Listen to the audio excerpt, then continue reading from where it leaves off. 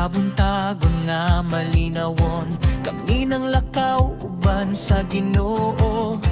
Lay minister nga matinud-anon, nagdalang paglaom sa matag baryo.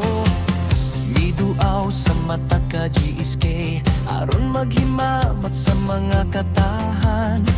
Pagtunga nagiusa og lig-on, sa kasing-kasing nga puno sa kahayan. Sa matag pahiyo mo kamot, sa matag pag-ampo ug awit, nagdala kami og gugma sa dalan nga gawas nun og limpyo. Kami ang mga alagad sa Ginoo, naglakaw uban sa gugma ug pagtuo. Pag-alagad sa simbahan walay hunong, hangtod sa kahanturan kami magapapadayon. Sa Tideng Diamond Jubilee, kahayag nga among gipasigar mo. Sa Tideng Diamond Jubilee sa Ginoo, kami magpabilin. Sa init sa adlaw ug ulan, walay gikapoy nga nagbantay. Sa matag altar o komunidad, ang paglaom among gidala. Mga ngalan sa among kaigsuonan, among gitubag sa matinahuron. Kaysa sulod sa among panaw, ang gugma mao ang among puslanon.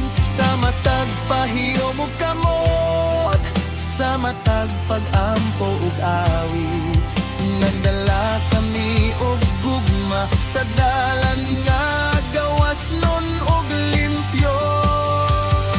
Kami ang mga alagad sa Ginoo, naglakaw uban sa gugma ug pagtuo. Pag-alagad sa simbahan walay hunong, hangtod sa kahanturan kami magapadayon. Sa Tideng Diamond Jubilee, kahayag nga among gipasigar mo.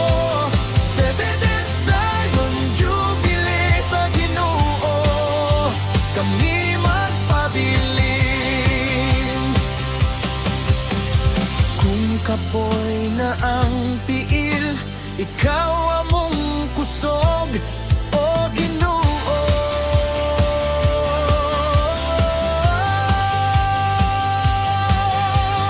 Kung itinip ang agyanan, ikaw ang kahayag sa among kasing-kasing. Dungan kami maingon, padayon, padayon, padayon. Kami ang mga alagad sa Ginoo, naglakaw uban sa gugma ug pagtuo. Pag-alagad sa simbahan walay hunong, hangtod sa kahanturan kami magapa